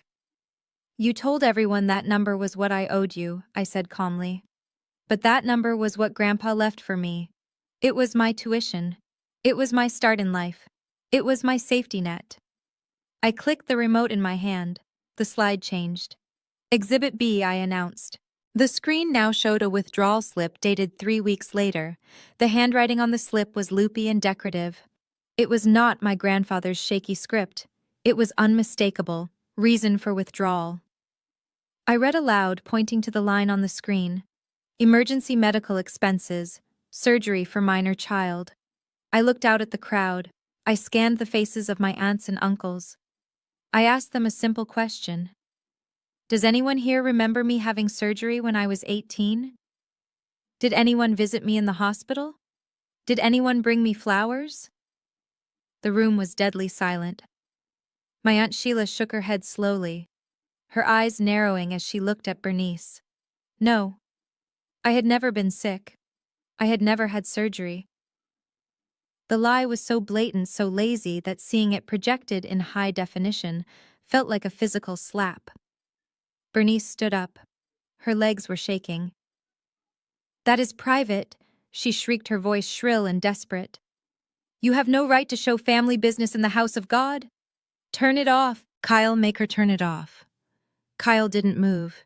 He was staring at the screen, realizing that his blackmail leverage was currently being broadcast to 50 witnesses. He looked sick. I didn't turn it off. I clicked the remote again. "My mother claimed she withdrew the money for my health." I continued, my voice relentless. But in my line of work, we follow the money. We don't listen to stories. We look at the transaction codes. The third slide appeared. It was a split screen. On the left was the withdrawal of the trust funds. On the right were two invoices from the very next day. The first invoice was from a luxury car dealership. A brand new 2010 Mercedes-Benz E-Class, cash payment. The buyer was listed as Bernice Harris. The second invoice was from a clinic in Miami, the Elite Aesthetic Center. The procedure listed was a tummy tuck and breast augmentation. Patient name, Bernice Harris.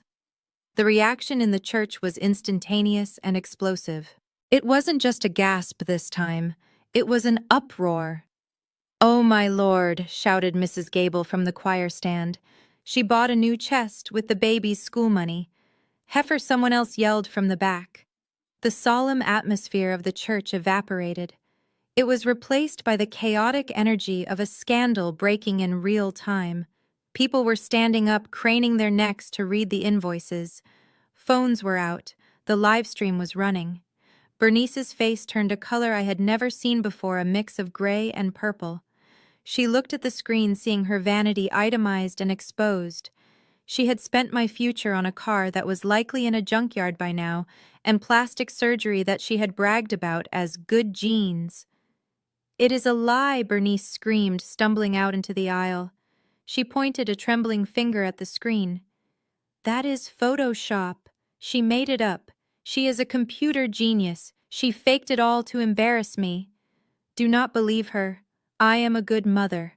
I sacrificed everything." She turned to the Reverend, grabbing his arm.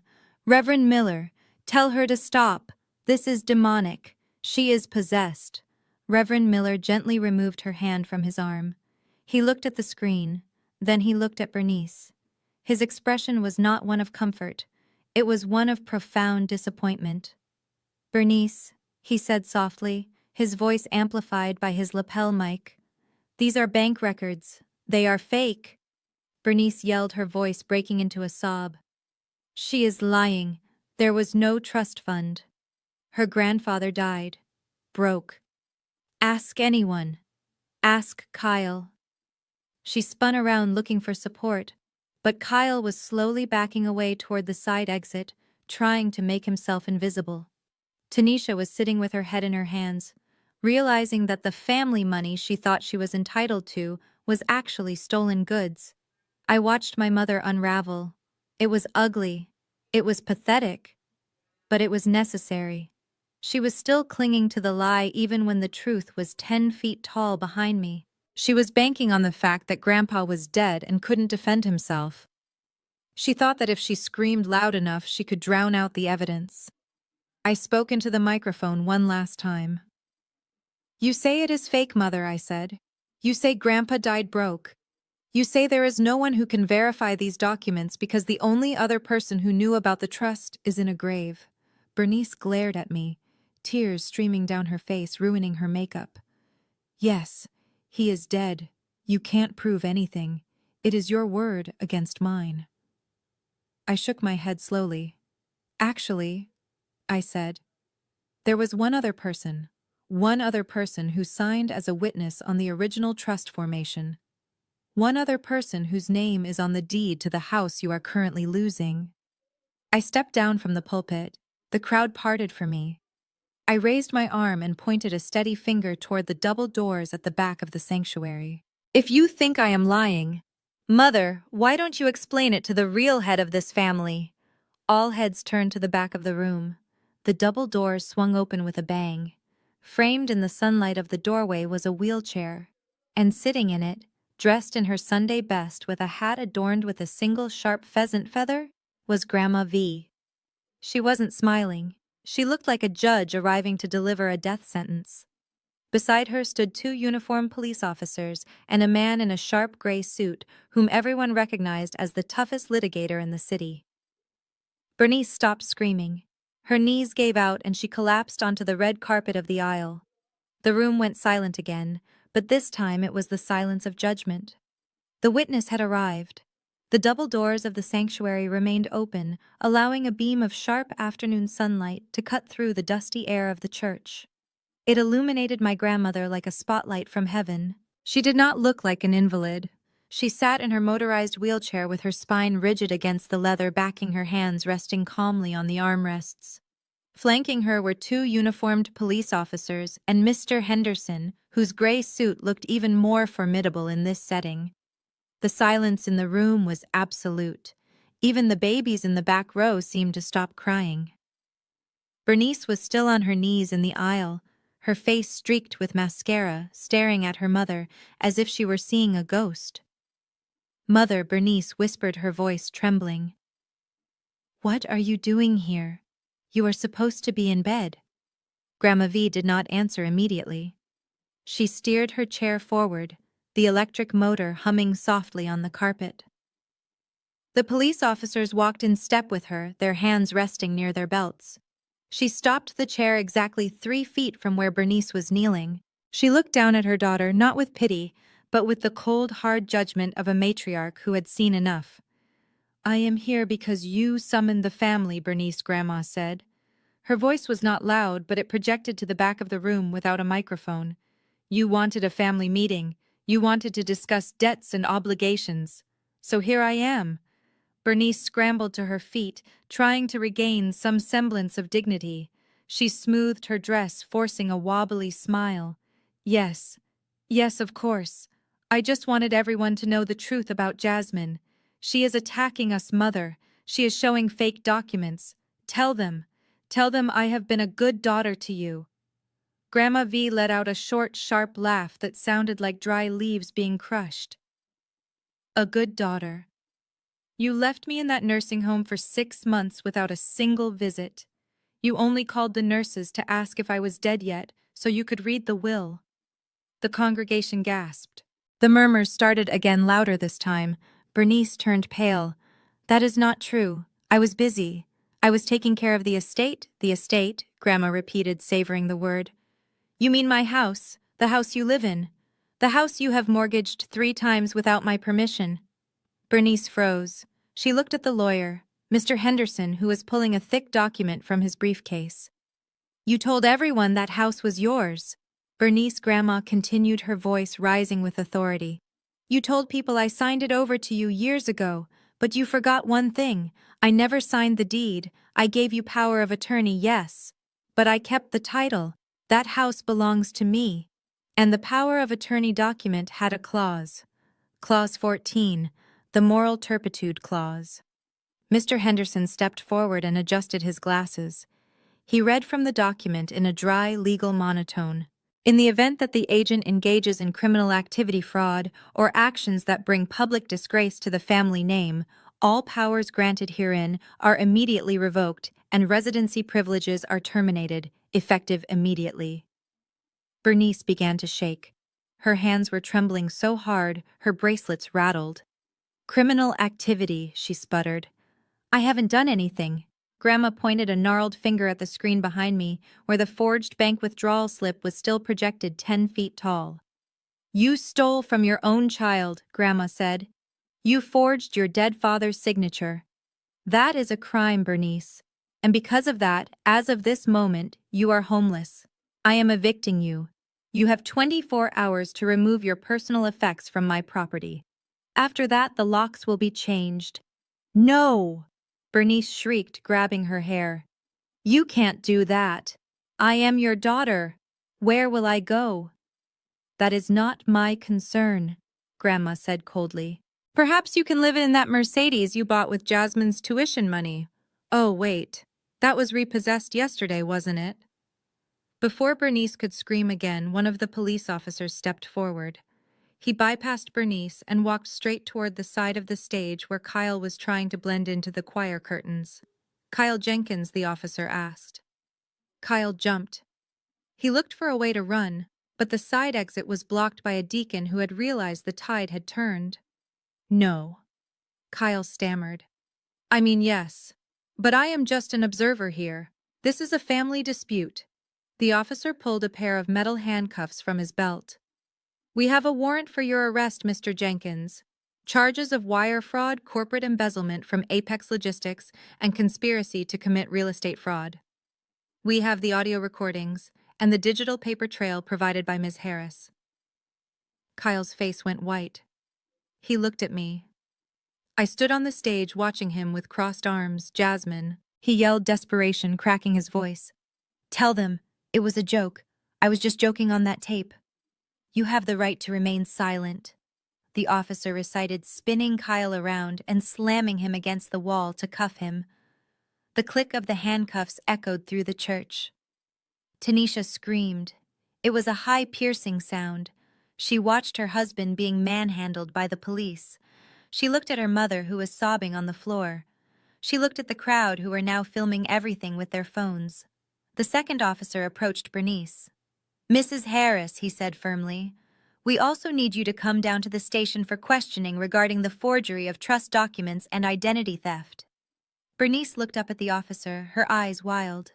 You are arresting me in church. You are not above the law, ma'am, the officer said, helping her up, not gently. As the chaos swirled, Bernice wailing, Kyle shouting legal threats that made no sense. Grandma V cleared her throat. She raised her hand, and despite the noise, people quieted down to hear her final judgment. Mr. Henderson, she said, read the new will. The lawyer opened a fresh folder. He spoke clearly. Effective this morning, Vivian Harris has updated her last will and testament. All previous beneficiaries are removed. The entire estate, including the residential property, the commercial holdings, and the plot of land located in the Azure Corridor Development Zone, currently valued at $5.2 million, is transferred into a sole proprietorship trust. He paused for effect. The sole trustee and beneficiary is Jasmine Harris. $5 million. The number hung in the air. Tanisha's head snapped up. She looked at me. She looked at the land she had tried to force me to sell for pennies. She realized in that second that I was not just rich. I was the owner of their entire world. The police began to lead Bernice and Kyle out of the sanctuary. The walk of shame was long. Bernice tried to hide her face, but there was nowhere to hide. Wait. The voice came from the front pew. It was Tanisha. She ran into the aisle, but she didn't run to her mother.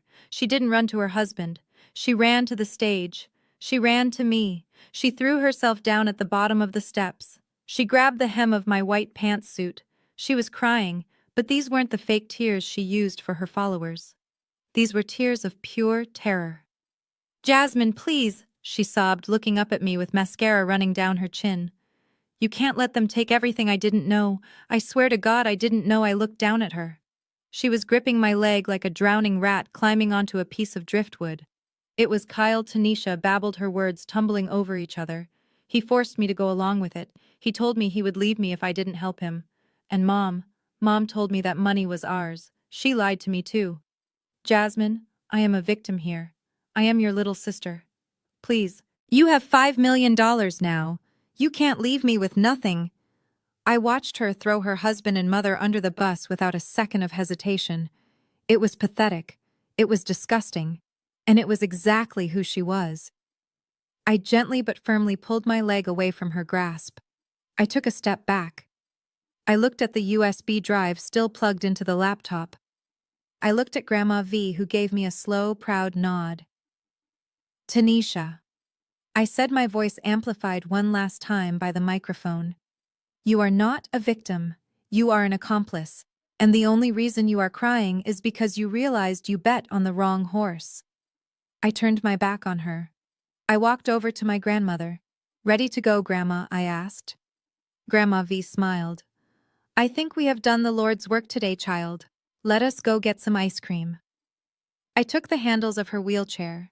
I pushed her down the center aisle, following the police officers who were dragging my mother and brother-in-law out the doors. I walked past Tanisha, who was still kneeling on the floor, weeping into the empty air. I walked past the stunned relatives who were too shocked to speak. I walked out into the sunlight, leaving the darkness behind me for good. The fabric of my white pantsuit was damp where Tanisha was clutching my leg. Her fingernails dug into the material, desperate and clawing, ruining the clean lines of the outfit I had chosen specifically for this moment. I looked down at the top of her head. Her hair, usually perfectly styled, was a mess. She was sobbing, begging, making promises she had no intention of keeping. "Please, Jasmine," she wailed, her voice echoing off the high church ceilings. "You can't leave me like this. I have nowhere to go." They took the car. They froze the accounts. "I don't know how to work a regular job. I am your sister." My sister. The word triggered a memory so sharp it almost made me wince. I was suddenly 12 years old again. We were at the top of the stairs in the old house. I was holding my science fair project, a delicate model of the solar system I had spent weeks building. Tanisha, then 9 years old and angry that I was getting attention, had walked up to me. She didn't look angry. She smiled that sweet, angelic smile that fooled everyone. Then she shoved me. Hard. I remembered the weightlessness, the terrifying tumble, the snap of my wrist as I hit the bottom landing. My project was crushed. When my parents came running, Tanisha had started crying instantly. She told them I tripped. She told them I was clumsy. Bernice had scolded me for not being careful, for scaring my little sister, and for breaking the plaster on the wall. Tanisha had stood behind Bernice's legs, smirking at me while I cradled my broken arm. I looked at the woman sobbing on the floor. The smirk was gone, replaced by terror, but the person was the same. She had spent her entire life pushing people downstairs and expecting them to apologize for the noise they made when they landed. I reached down and peeled her fingers off my leg one by one. I did not do it aggressively. I did it with the detachment of a doctor removing a leech. "Get up, Tanisha," I said. My voice was low, but in the silent church it sounded like a thunderclap. She scrambled to her feet, wiping her nose, looking at me with a glimmer of hope. "You will help me?" she asked, breathless. "You will talk to the lawyers?" I looked her in the eye. "I am not going to sue you, Tanisha. I am not going to send you to jail like your husband." "Oh, thank God," she breathed, reaching out to hug me. "Thank you, Jazz. I knew you loved me." I took a step back, letting her arms embrace empty air. "I am not finished," I said coldly. "I am not sending you to jail because you wouldn't survive it. But I am doing something that for you is far worse. I am cutting you off." Tanisha froze. "What?" "From this moment forward, you get nothing," I continued. "No allowance, no bailouts, no rent money, no using my name to get into clubs, no access to the trust fund. You are 29 years old, Tanisha. It is time you learned what the rest of us have known since we were children. Money is earned, not given." "But I can't," she shrieked, panic rising again. "I have debt, the lawsuits." "Then I suggest you get a job," I said. "I hear the grocery store is hiring. They pay minimum wage. It should be enough to rent a room somewhere." "You are ruining my life," she screamed, realizing the gravy train had truly derailed. "No," I replied. "I am letting you finally own your life. Good luck, Tanisha. You are going to need it." I turned away from her. Behind me, the police officers had finally managed to wrestle Kyle toward the exit. He was weeping openly now, shouting about plea deals and blaming his boss. But the main event was still happening in the aisle. 2 officers were escorting Bernice. She wasn't walking, she was being dragged, her heels skidding on the red carpet. She was fighting them with the ferocity of a cornered animal. When she saw me looking at her, she stopped struggling for a second. She locked eyes with me. The look on her face wasn't regret. It was pure, unadulterated hatred. "Jasmine," she screamed. Her voice cracked raw and ugly. "How dare you? I am your mother. I gave you life. I brought you into this world. I watched her. I felt nothing. The cord that had bound me to her guilt, the obligation, the need for approval had been severed the moment she handed me that invoice." "You are a demon!" Bernice yelled, spitting the words. "You are ungrateful trash. You are sending your own mother to prison over money, over a mistake. You will rot in hell for this. You owe me. You owe me everything." The officers pulled her forward, but I raised a hand. "Wait," I said. The officers paused. Bernice stood there, panting, her chest heaving. She thought I was cracking. She thought the guilt was finally kicking in. A twisted smile touched her lips. "See," she hissed. "You can't do it. You can't do this to your mother." I walked up to her. I stood close enough to smell her expensive perfume, which now smelled like decay to me. I leaned in so only she in the front row could hear me. "You keep talking about what I owe you, Mother," I said softly. "You gave me an invoice. $257,000. You said that was the cost of our relationship."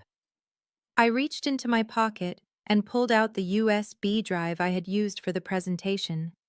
I tucked it into the pocket of her blazer, right next to the handcuffs. "I accepted your terms," I said. "You are not my mother. You are a creditor. You are a bad investment that I have finally liquidated. And as of today, the debt is paid in full. We are even. We are done." I stepped back. "Take her away," I told the officers. Bernice's mouth opened, but no sound came out. The realization hit her. I hadn't saved her. I had just closed her account. As the officers dragged her out the double doors, her screams started again, but they sounded distant, like a ghost fading into the ether. The church was dead silent. The show was over. The villains were gone. I turned to leave, but suddenly the aisle was blocked. My Aunt Sheila, the same woman who had mocked my suit 20 minutes ago, stepped in front of me. Behind her were Uncle Robert and Cousin Marcus. Their faces had undergone a miraculous transformation. The judgment was gone, replaced by sickeningly sweet smiles. Jasmine baby Aunt Sheila cooed, reaching out to touch my arm. "We had no idea. We really didn't. Bernice lied to all of us." I stepped back to avoid her touch. "We are so proud of you," Uncle Robert chimed in, nodding vigorously. "Standing up for truth like that. You know, I always said you were the smart one. The special one." Marcus rubbed the back of his neck, looking at his shoes. "Yeah, Jazz. Listen about that text I sent earlier. I didn't mean it. Family is family, right? We stick together." I looked at them.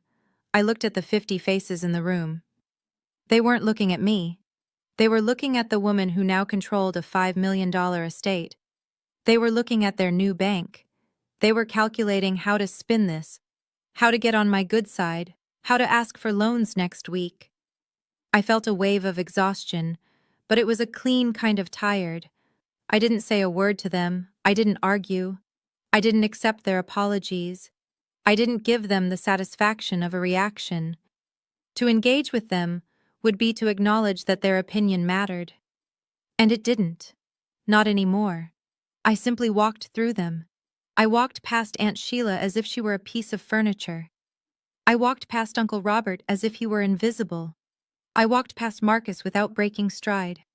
I reached the front of the church where Grandma V was waiting. She was watching me with a look of fierce pride. "Are you ready?" she asked. I released the brake on her wheelchair. "Yes, Grandma. I am ready to go home." I pushed her chair down the center aisle. The wheels hummed softly on the carpet. We moved past the stunned congregation, past the weeping Tanisha, past the empty space where Bernice used to reign. We moved toward the open doors where the sunlight was pouring in. I stepped out onto the concrete steps of the church. The air outside tasted different. It didn't smell of old perfume and lies. It smelled of ozone and freedom. I helped Grandma into the passenger seat of my car, folded her wheelchair into the trunk, and got into the driver's seat. As I pulled away from the curb, I looked in the rearview mirror one last time. I saw the church doors closing. I saw the crowd inside, small and distorted by the distance. I turned the corner and they vanished. I drove toward the highway, toward the city, toward a future that finally truly belonged to me. The bill was paid, the ledger was closed, and for the first time in 32 years, I was free. The construction crews just finished pouring the concrete foundation for the Theodore Harris Community Center this morning. I stood on the edge of the property, the same land my family called a worthless swamp, watching the sunrise hit the wet cement. It shone like gold. This land, which was once the source of so much contention and greed, is now going to be a sanctuary. In a year, it will be a place where foster children can learn coding, financial literacy, and art. It will be a place where nobody is treated like an outsider. It is the legacy my grandfather deserved, built on the ground he fought to keep. It has been 6 months since the day I walked out of that church with my grandmother, leaving the wreckage of my biological family behind me. 6 months of silence. 6 months of peace. 6 months of therapy to untangle the knots of guilt they spent 30 years tying in my stomach. I drove past my childhood home yesterday. It had a sold sign on the lawn. The grass was overgrown and the windows were dark. The bank foreclosed on it 3 weeks after the church incident.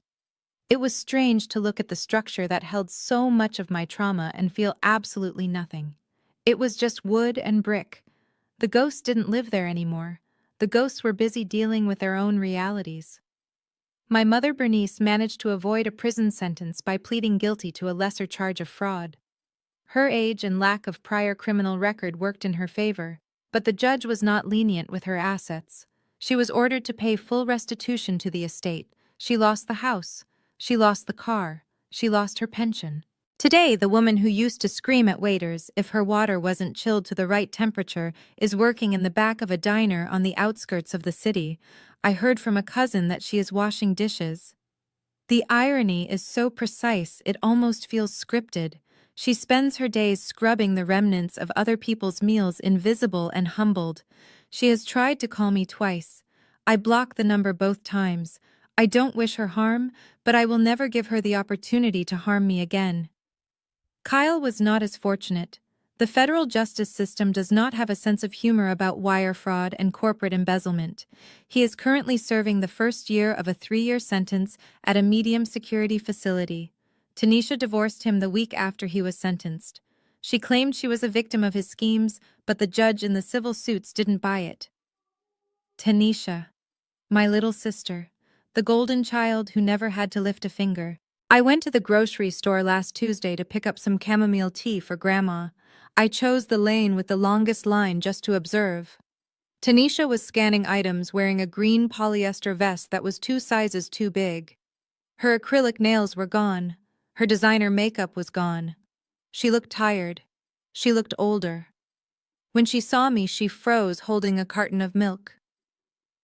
For a second, I saw the old flash of entitlement in her eyes, the instinct to ask me to save her. But then she looked at my face, and she saw the wall I had built. She looked down and kept scanning. She is living in a studio apartment with 2 roommates taking the bus to work. It is a hard life. But for the first time in 29 years, it is an honest one. I drove home to the estate I bought with the proceeds from my investments. It is not flashy. It is tucked away in the hills, surrounded by oak trees and silence. I parked my car and walked around to the back garden. Grandma V was sitting at the patio table, a shawl draped over her shoulders, reading a mystery novel. Her wheelchair was parked beside her regular chair. She has been doing physical therapy and is getting stronger every day. The doctors say her stress levels are down and her heart is healthier than it has been in a decade. I sat down across from her. She poured me a cup of tea without asking how I took it. She knows. She has always known. "How is the building coming along?" she asked, marking her page in the book. "It is beautiful, Grandma," I said. "We are going to plant the garden next week." She nodded, looking out at the hydrangeas we had planted together. "You know your grandfather would have loved this. He never cared about the money, Jasmine. He cared about what the money could build. He cared about stability." I took a sip of tea. The warmth spread through my chest.